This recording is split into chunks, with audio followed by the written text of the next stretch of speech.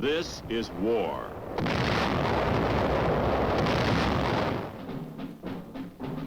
War and its masses.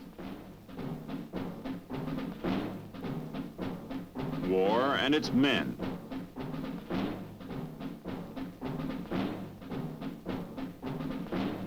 War and its machines.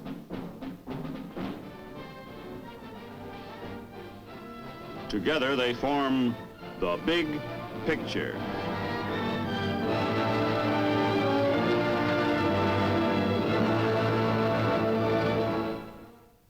Welcome to The Big Picture. I'm Captain Carl Zimmerman. The Big Picture is a report to you from your Army. An Army committed by you, the people of the United States, to stop communist aggression wherever it may strike.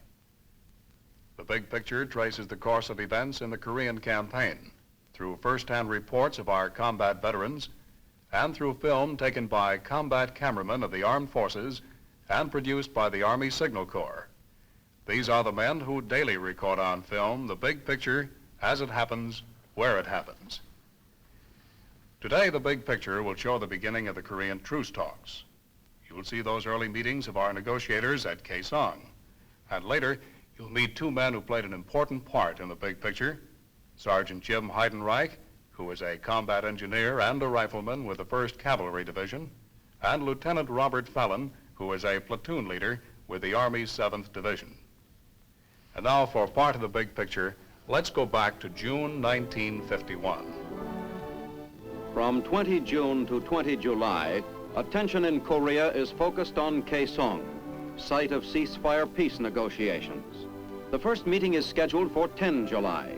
The UN negotiators establish a base camp near Munsan, commuting to each of the conferences at Kaesong.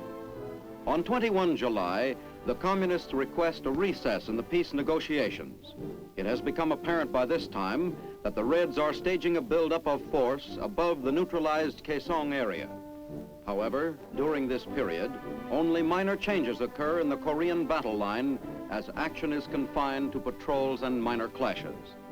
This limited fighting continues as further truce developments are in the offing.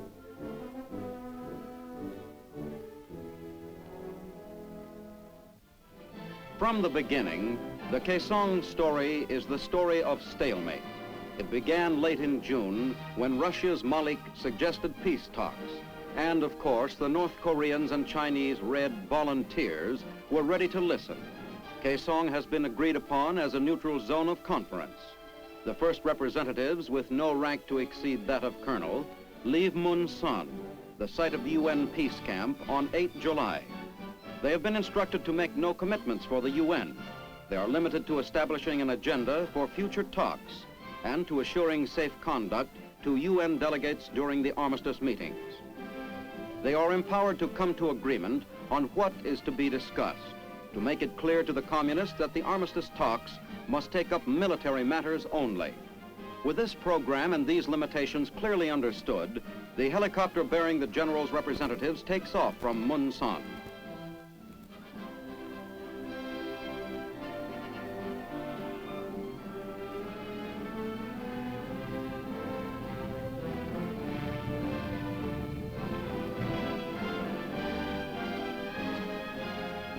At Kaesong, the letter W, which marks the landing strip, is taken to mean welcome.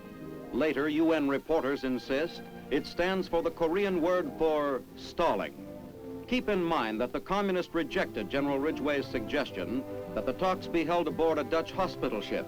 They requested Kaesong, within their own lines, as a neutral meeting place. Nevertheless, the UN negotiators follow their host to the courtyard with open minds. The uniformed Chinese woman turns out to be not a high official, as was first supposed, but a competent interpreter. She was the only uniformed woman they saw. The town of Kaesong gives the impression of peace and tranquility.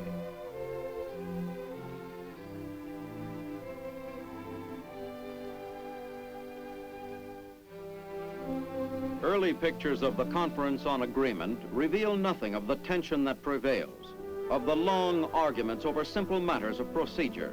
nor do the UN representatives return to Munsan with much that is significant for the waiting reporters. Their attitude, their poker faces, seem to say only, wait and see.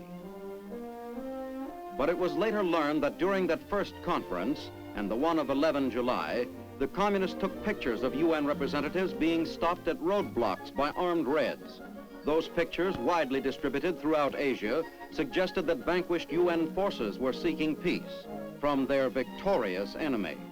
Totally unaware of this, Admiral Joy leaves Munsan for his first meeting with the North Koreans and representatives of the Chinese communists, who have given up the pretext of being volunteers and do most of the talking.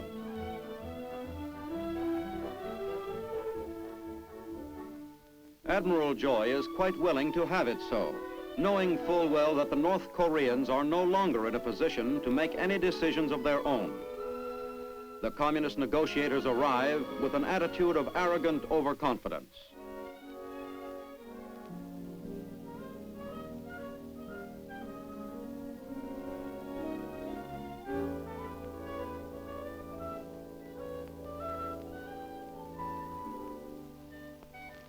Even while the first armistice talks begin, armed Reds are in evidence within the very shadow of the conference room. True, no guns are drawn, nobody gets hurt. But the propaganda value of these pictures, also taken by the Reds and distributed throughout Asia, do irreparable harm to the stature of UN forces. The same forces which had, in truth, inflicted losses on the Reds to a ratio of 100 to 1.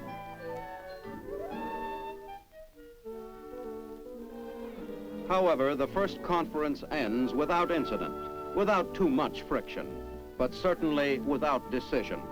Admiral Joy could only say the talks would continue so long as there was the slightest hope for agreement. But he does not fail to observe the armed communists playing soldier, close by the medieval-like castle that is to serve as his billet. An imposing pile of stone, inside of which somebody had forgot to put a latrine. But petty annoyances do not prevent the Admiral and his staff from relaxing after this first historic meeting. He is obviously aware that the Orientals will bargain with characteristic deliberation, whether they truly want peace or only time to regroup their scattered forces. Even at this first meeting with Admiral Joy, the Reds ignore General Ridgway's request that the talks be confined to military matters. But when Admiral Joy and his staff return to Munsan, the door to peace is not slammed shut. It is still ajar. Neither the delegates nor General Ridgway's staff have much to say to the anxiously waiting UN correspondents. But the reporters do learn that the Reds had full press representation at the meeting. The UN correspondents are quickly promised that they will be allowed to attend all future meetings. In a few minutes, we'll return to our film and the story of the truce negotiations at Kaesong. But first, we'd like you to meet Sergeant Jim Heidenreith, who is a combat engineer and a rifleman with the 1st Cavalry Division in Korea. Well, Jim, you saw this town of Kaesong, didn't you? Yes, sir. Well, what was it like? Well, Kaesong, before the war especially, was a beautiful town. It's known as one of the most beautiful in that part of the East. It's a western city in all aspects. It has modern conveniences, had streetcars, and so forth, electricity. Well, something a lot of us didn't realize, Jim. Well, now let's talk about you. What was your job with the 1st Cav? I had a anti-tank and mine platoon. Anti-tank and mine platoon is something new in the Army. It is a more or less engineer troubleshooting team attached on an infantry level, infantry regiment level. Our job was to go out with the infantry, remove mines, lay mines, in some cases pick up booby traps and actually lay them. Well, that's not the safest job in the world, Jim. No, it wasn't. Well, now there were other combat engineers with the 1st Cavalry Division. There were a lot of jobs to be done, and perhaps one of the most important, Jim, was bridge building. Isn't that right? That's true. In engineering, bridge building is always important. I remember just north of Chunshan, the 8th Engineers attached to the 1st Cavalry had been ordered to build a bridge across the Pucon River. It was necessary to build a bridge to get the troops across the Pucon to a staging area for the attack to the north to the Iron Triangle area. The engineers worked for 4 days under adverse weather conditions. Well, 4 days and 4 nights, because they had to work at night under floodlights. Under floodlights? Under floodlights, and you can really appreciate that when you realize that they were located 200 to 300 yards ahead of our front lines and had for security a company from the 16th Recon to support them and protect them. And they were under constant harassing mortar fire and long-range machine gun and rifle fire for the entire time. Now, this bridge meant we could get our tanks and our infantry across and keep on going, huh? That's correct. Of course, it's history now. They actually crossed the river, made the attack north, and were successful. And they could not have been done without the engineers. Well, when our infantry tank teams moved out, Jim, certainly the engineers were with them. That's true, and it's not as well known, but actually the engineers can be said to spearhead such advances. On your tank infantry patrol and any of your tank infantry assaults, the first tank is an engineer tank. It's supposed to have only engineers on it. It'll have from 1 to 3 engineers on it with mine detecting equipment. If they get into an area where it is known that mines exist, they'll dismount, go forward and clear a lane ahead of the tanks and the infantry. Or if they hit a mine, of course, they'll dismount and clear a lane for the assault. So they can be said to spearhead it in as much as the attack can only go as fast as they go if it's in a mined area. Well, Jim, you've given us a good idea of the work of the combat engineers with our riflemen in Korea. But now let's talk about you. What are you doing now? I'm a senior instructor in photogrammetry, or rather map making, at Fort Belvoir. Fort Belvoir, Virginia? Home That's of the correct. engineers, right? Home of the engineers, that's right. Well, thanks again, Jim, and a lot of luck to you. And now let's return to Korea in July and August of 1951 and resume our story of the truce negotiations at Kaesong. But even as the delegates returned to Kaesong, accompanied by the press of the some 16 nations with troops in Korea, it seems that the Reds are preparing a strange welcome indeed. They did not intend to give up the power and propaganda of a single red voice, crying its slanted news to the outside world.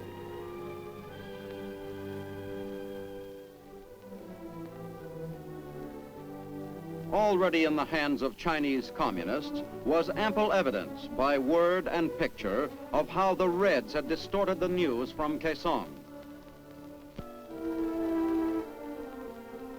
For while the conference thus far had not even discussed the agenda originally agreed on because of the haggling of the Reds, Peking radio and newspapers were avidly reporting each meeting as a failure of the UN negotiators to meet honorable terms of the victors.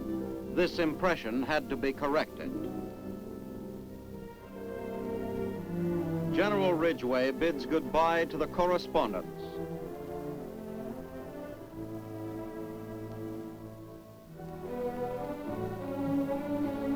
The general makes sure that all of them have availed themselves of the opportunity to report the true situation at Kaesong.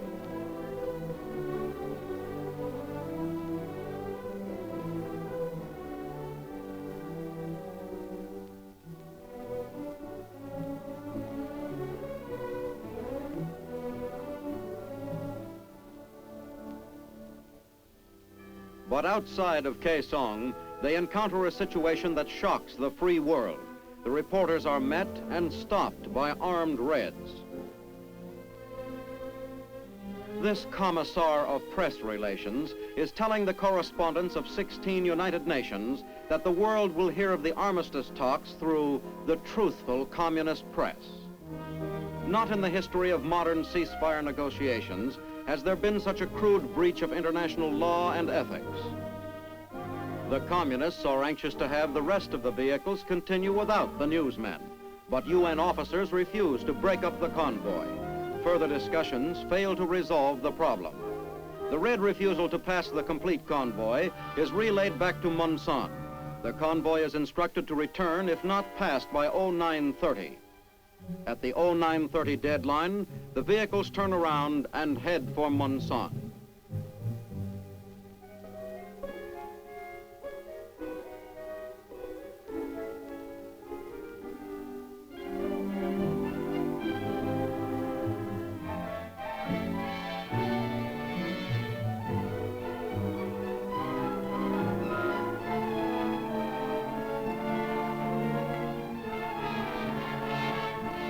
They promptly make their report to General Ridgway of the high-handed treatment they had received at Kaesong.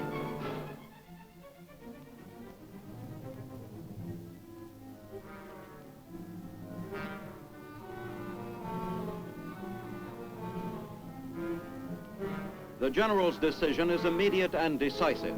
Within a short period of time, the world was receiving General Ridgway's ultimatum from the lips of his aide, General Allen.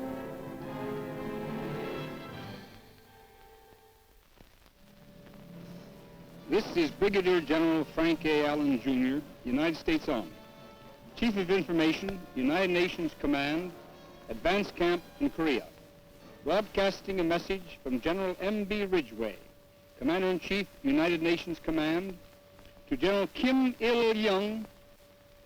Since the first meeting at Kaesong, your delegation has placed restrictions upon the movement of our delegation. It has subjected our personnel to the close proximity of your armed guards. It has delayed and blocked passage of our couriers. It has withheld its cooperation in establishment of two-way communications with our base, even though it agreed to do so immediately.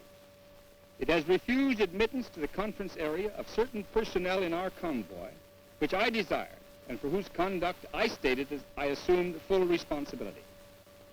The extension of the present recess and the delay in resuming the conference of our delegations is solely due to these unreasonable and unnecessary restrictions against which my representatives have repeatedly protested. The assurances which I require are simple and few. They include as primary prerequisites the establishment of an agreed conference area of suitable extent, completely free of armed personnel of either side. Each delegation must have complete reciprocity of treatment to include complete and equal freedom of movement to, from, and within the agreed conference area, and complete and equal freedom at all times in the selection of the personnel in its delegation party to include representatives of the press. I therefore now propose that a circular area with its center at approximately the center of Kaesong and with a 5-mile radius be agreed upon as a neutral zone. The eastern limit of the neutral zone shall be the present point of contact of our forces at Panmunjom.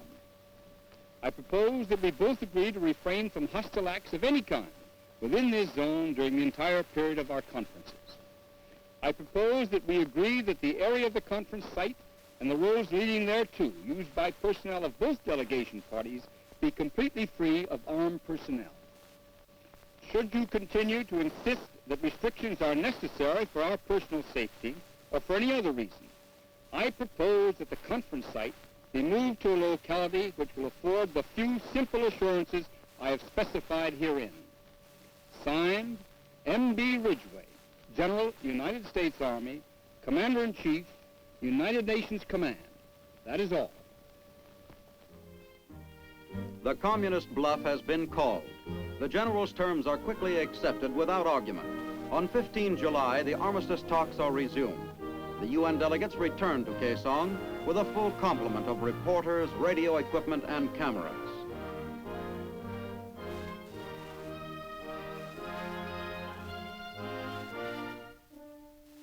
From now on, no white flags will be carried to be misinterpreted by enemy press, and only the agreed-on minimum of red MPs are cited.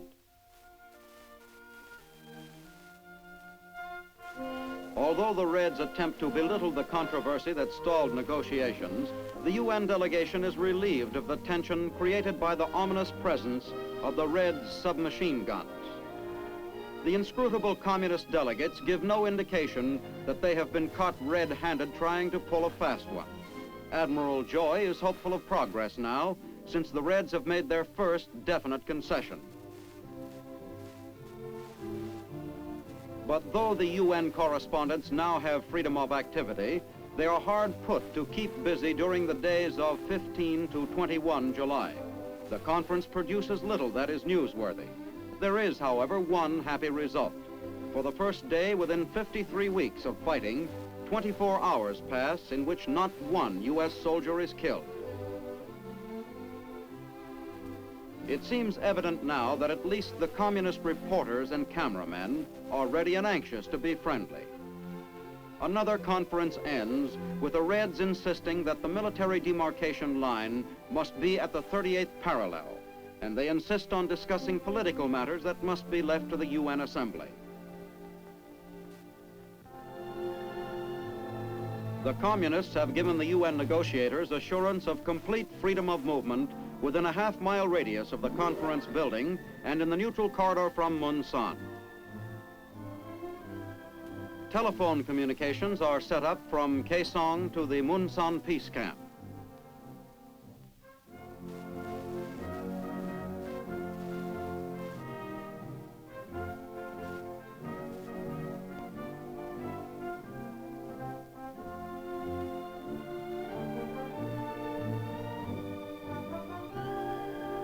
To ensure reliable radio communications, North Mountain near Seoul is selected as the site for the construction of a relay station.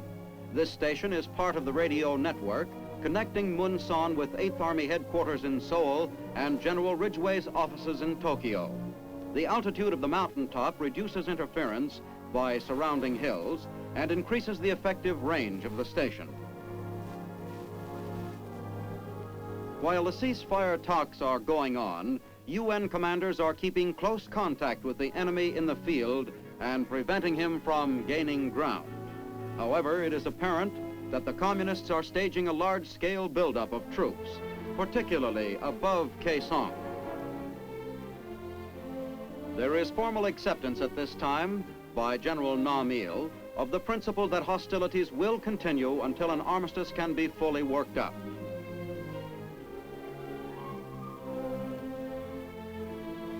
These armed Chinese being chased from the conference area are forerunners of more who will later march through Kaesong and cause still another ultimatum.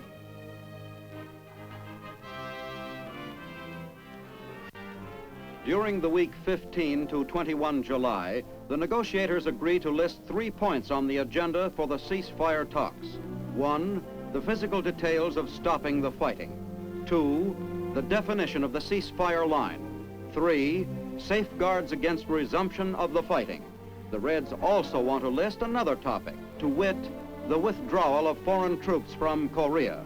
Admiral Joy refuses to accept this as part of the agenda. This firmness by the UN negotiators causes General Nam Il to request a 4-day recess, presumably for further instruction. The request is granted. The conference table is empty, except perhaps for the ever-present spirit of Jake Mully, past master of the stall and the double top. The world spotlight was on the Korean truce talks at this time, and too often it was forgotten that the infantryman was still in his hole, still in the line, doing that same job. That's the man we'd like to talk about right now. Lieutenant Robert Fallon, who led these riflemen in battle in Korea, knows these men. Bob? This has been the infantry soldiers' war, and never in this country's history has any war required him to be so skillful.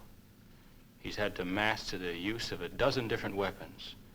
He's had to learn the stealth of the Indian in night combats and patrols, and the hardiness of the Eskimo in staying alive in sub-zero weather. And again, never has any campaign ever required him to be so tough. These are the things that the American people have asked him to do. We've asked him to fight in a land thousands of miles from his home. We've asked him to risk his life daily. And the only reason that he's really aware of for this is that the American people have asked him to. That there's none of the compulsion of the Civil War when the men were defending their homelands, and none of the national dedication of the big world wars when the entire world was inflamed. No, he's fighting today because we've asked him to fight. But that's good enough for him. We've asked him to endure temperatures 30 degrees colder than those known to the gallant men that followed George Washington into Valley Forge. We've asked him to undergo 3 trying and difficult withdrawals, one of them in the bitter, merciless heat of summer, and the 2 others in the misery and cold of a Manchurian winter. And and all of them, against odds at times more staggering than those faced by the valiant defenders of Bataan. 3 times we've asked him to turn and stand against these odds. The American infantryman dug his hole and manned his weapons, and he held. And he held at a place where very often the tanks and the ships and the planes were of no use to him, on those frozen hillsides of Korea. He did this job, and he did it well, and at a time when many were saying it could not be done. And who is this American infantryman? He's a man who but a short time ago was sitting in his comfortable living room, even as you. Now he's awaiting with dread the bitter, endless winter night, when to sleep often means not to awaken. He's the next-door neighbor who accepted with such delight the extra piece of roast beef you offered him when he was over to your house last summer for supper. Now he's hacking away at a can of beef stew, which is frozen solid. Perhaps he's the laundryman who used to deliver your bundle of spotless linen each week. Now he very often doesn't change his shirt for 2 months. This man, whom you know so well, is now a part of an unbeaten body of fighting men, the American infantryman. He's you, your soldier, in that distant land now because you've asked him to be there.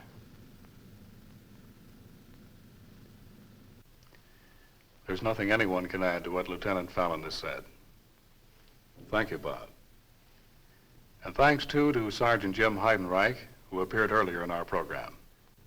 Next week, we'll have the final program in our Big Picture series. We'll show you what patrol action was like in Korea.